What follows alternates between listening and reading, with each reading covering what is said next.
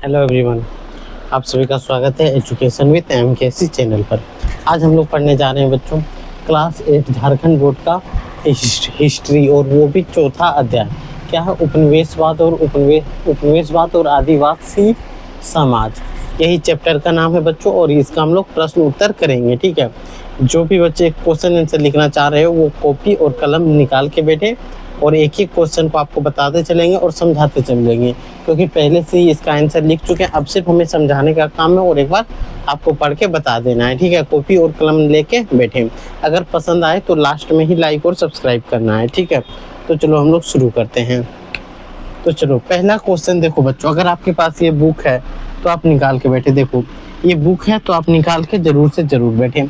तो पहला ही क्वेश्चन है बच्चों, देखो यहाँ पे लिखा हुआ है और किताब भी निकाल के रखे कि रिक्त स्थान की पूर्ति कीजिए। क्या है बच्चों? रिक्त स्थान की पूर्ति कीजिए। झूम खेती को स्थानांतरित या घुमंतु कृषि कहते हैं। झूम कृषि क्या होती है बच्चों? यहाँ पे आपको थोड़ा सा बता दिए, यहाँ पे जब जाएंगे तो बता देंगे। झूम खेती को दो नाम से जाना जाता है, स्थानांतरित कृषि या घुमंतु कृषि, माने कि घूम घूम कर खेती करता है बच्चों। ठीक है, अगला क्वेश्चन नंबर ख क्या है? मुद्रा की सुविधा नहीं होने के कारण का प्रचलन था, तो उसमें था वस्तु विनिमय प्रचलन। सोचो कि बच्चों जब पैसा नहीं होगा तो आदमी सामान उमान कैसे खरीदता होगा?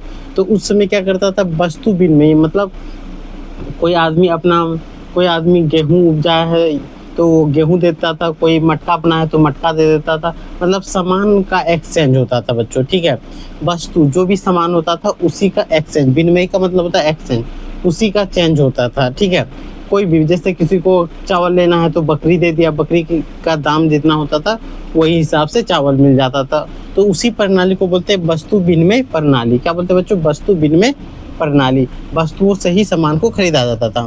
गौ नंबर देखो बच्चों, चारागाह के अनुसार अपने स्थान व जानवर बदलते रहते थे। चारागाह कैसे? एक किसान या एक चारागाह मतलब जो गाय माल को चराता है, तो देखना जब बरसात होगा तो अलग दिशा में लेके जाता है। गर्मी के दिन में जहाँ जहाँ उसको पता चलता है कि यहाँ पे घास होगा, यहाँ चरने का जगह होगा, वहीं पे लेके जाता है। तो मौसम व ऋतु के अनुसार, किसके अनुसार बच्चों? मौसम और ऋतु के अनुसार अपने स्थान व जानवर बदलते। चारागाह मौसम व ऋतु के अनुसार अपने स्थान व जानवर बदलते रहते हैं। ठीक है, अगला जानवर बदलते रहते, क्वेश्चन यही है क्या? एक बार देख लेते हैं। स्थान व जानवर बदलते रहते हैं। यस, जानवर बदलना का मतलब बच्चों कुछ जानवर जो बरसात के दिन में अच्छे ग्रो करता है, अच्छा पैसा दे सकता है, उन जानवरों को रख लेता होगा। यही कारण होता है खेती के दिन में गाय बैल इस सब को रखता होगा।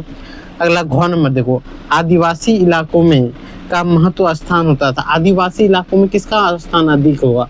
तो आदिवासी सरदार का बच्चों।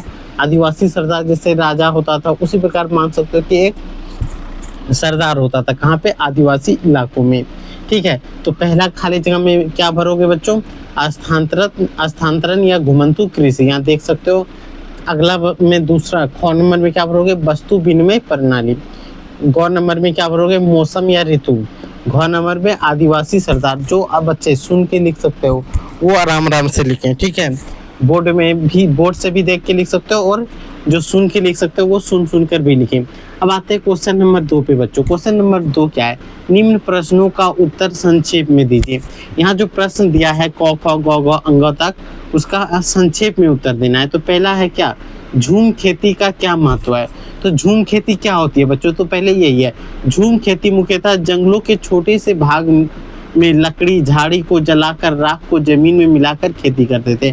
क्या करता था बच्चों कि एक बहुत बड़ा जंगल है तो एक छोटा सा भाग को चुन लेता था, वहाँ जितने भी झाड़ी पेड़ पौधा लकड़ी उकड़ी सबको जला देता था। उससे जो क्षार और राख बनता था उसे खेत के मिट्टी में मिला देता था, जिससे मिट्टी को पोषक तत्व प्राप्त हो जाता था और वहाँ खेती शुरू कर देता था। जब यहाँ के पोषक तत्व खत्म हो जाता था, जब कम उपजाऊ होने लगता तो इस जगह को छोड़कर दूसरी जगह चला जाता था, जगह को बदलता था। इसलिए से स्थानांतरित या घूम घूम के खेती करना कहलाता था बच्चों। ठीक है, भाग में जमीन मिलाकर खेती करते थे। ठीक है, इसका महत्व यह है कि देखो यहाँ पे क्वेश्चन में क्या बोला? महत्व। इसका महत्व यह है कि पहला महत्व है बच्चों कि रासायनिक खाद व आधुनिक उपकरणों के बिना कृषि कर लेते थे। महत्व यही था कि रासायनिक खाद जो होता था बच्चों उसका उपयोग नहीं करता था, आधुनिक उपकरण जो हथियार होता था बच्चों उसका उपयोग किए बिना ही कर लेता था, और इससे 3 से 4 वर्ष तक कृषि करते थे। इस प्रोसेस से एक बार जैसे जला उला दिया तो 3 से 4 वर्ष तक उसमें खेती किया जाता था बच्चों, रासायनिक चीज़ों का उपयोग नहीं करते थे। तो ये इसका महत्व भी हो गया। समझ में आया? अगर यहाँ तक समझ में आ गया हो तो लाइक और सब्सक्राइब जरूर कर लें, ताकि आप क्लास 8 के सारे चैप्टर को, चाहे वो इतिहास हो, चाहे वो भूगोल हो, व नागरिक जीवन हो, भूगोल का अभी तक आप नहीं किए हो तो प्ले लिस्ट में जाके भूगोल का सारे क्वेश्चन आंसर आप एक एक करके कर सकते हो। ठीक है, भूगोल कंप्लीट हो चुका है। ख नंबर आते हैं।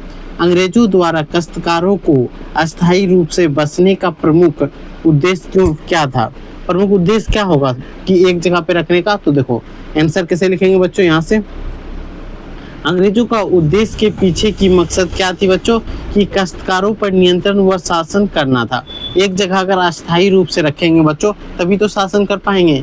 अंग्रेज ईस्ट इंडिया कंपनी शासन कब करेगा? कोई आदमी मान लो झारखंड से उठ के बिहार भाग गया, बिहार से मान लो दिल्ली पटना कहीं भी चला गया, ठीक है, तो क्या होगा? उस पर शासन नियंत्रण अच्छे से कर पाएगा? नहीं। इसीलिए एक अंग्रेज चाहता था कि काश्तकार एक जगह पे बस जाए और वहीं पे हम लोग उसको शासन और नियंत्रण कर पाएं। दूसरा कारण क्या था बच्चों? जैसे ही बस जाएगा तो लगान यानी टैक्स के रूप में जो कर लेता था बच्चों के लिए विभिन्न स्थानों पर भटकना ना पड़े। दूसरा कारण यही था कि अगर एक बार यहाँ पे खेती कर ले, एक बार मान लो एक्स जगह पे करें, फिर 200 किलोमीटर दूर जाके वाई जगह पे करें, तो क्या होगा? ये यहाँ पे टैक्स वसूलने के लिए यहाँ से वहाँ जाएगा तो उसमें दिक्कत होगा, भटकना पड़ेगा। तो इन सभी कारणों से क्या चाहता था अंग्रेज? कि अस्थायी रूप से कहीं बस जाए और वहीं पे खेती बाड़ी करना शुरू कर दे बच्चों, यही वो चाहते थे। ठीक है, ख नंबर तक कोई दिक्कत समझ में आया? अगर समझ में आ गया हो तो अब लाइक और सब्सक्राइब जरूर कर लें बच्चों। ठीक है, एक लाइक और एक सब्सक्राइब जरूर कर लें, और टेलीग्राम से नहीं जुड़े हो तो जुड़ जाएं। ठीक है, फेसबुक पेज भी है मनीष कुमार के नाम से, तो आप जाके वहाँ पे भी देख सकते हो। तो देखो, महाजनी प्रथा से आप क्या समझते हैं? महाजनी प्रथा क्या होती थी बच्चों? तो उस समय एक बैंक जो है सर, बैंक होता था, क्या बैंक या बैंक और ऋण देने की एक संस्था होती थी बच्चों, जो औपचारिक रूप से या व्यक्तिगत रूप से क्या करता था? लोगों को ऋण कर्ज देता था। तो सिंपल देखो, यह प्रथा पारंपरिक बैंकों और ऋण देने की औपचारिक प्रणाली थी। महाजनी प्रथा क्या थी? बैंक और ऋण देने की एक औपचारिक प्रणाली थी, जहां स्थानीय साहूकार या महाजन, उस स्थान के साहूकार या महाजन व्यक्तिगत तौर पर लोगों को कर्ज देता था। इंडिविजुअली क्या देता था? कर्ज। व्यक्तिगत मतलब एक एक करके लोगों को कर्ज देता था। उसी प्रथा को क्या बोलते थे? महाजनी प्रथा। उससे टैक्स, उससे ब्याज के रूप में बहुत ज़्यादा सूद, ब्याज बहुत ज़्यादा ले लेता था बच्चों, कर्ज के जाल में फंसा लेता था, वो सारे कारण था। लेकिन महाजनी प्रथा क्या था? तो एक उस समय का बैंक प्रणाली बोल सकते हो, बैंकिंग सिस्टम बोल सकते हो, जहाँ से लोग ऋण लेते थे, ऋण मतलब लोन, कर्ज लेते थे। ठीक है बच्चों, तो ये समझ में आया महाजनी व्यवस्था क्या होती थी? तो सिंपल एक प्रकार का बैंक और ऋण देने की संस्था थी। अगला क्वेश्चन आते हैं घ नंबर। संथाल विद्रोह का प्रमुख कारण क्या था? संथाल विद्रोह का प्रमुख कारण क्या था बच्चों? तो सिंपल समझ लेना कि संथाल विद्रोह जो था ये 30 जून 1855 के आसपास शुरू हुआ था बच्चों।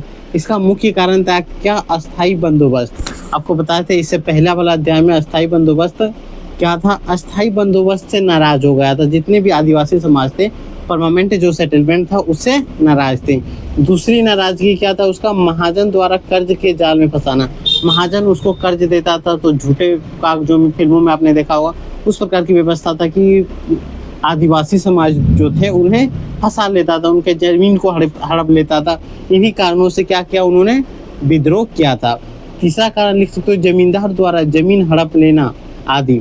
जमींदार भी जमीन हड़प लेता था, कर्ज उर्ज देके या तो मार पीट करके हड़प लेता था। इन्हीं सभी कारणों से संथाल विद्रोह हुआ था। और कब हुआ था बच्चों? 30 जून 1855 के आसपास, 1855। ठीक है, घ नंबर हो गया। अंग आते हैं।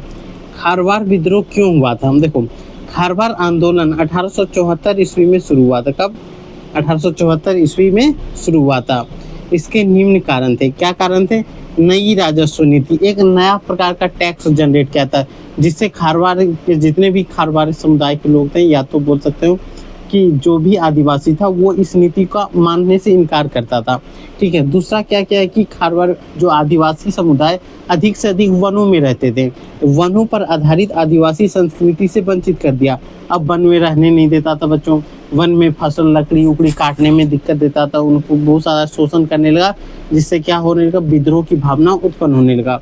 और आर्थिक शोषण एवं सामाजिक शोषण कंपनी द्वारा अधिक होने लगा। आर्थिक शोषण, पैसों का उससे कुछ सामान लेके चला आता था, छीन लेता था।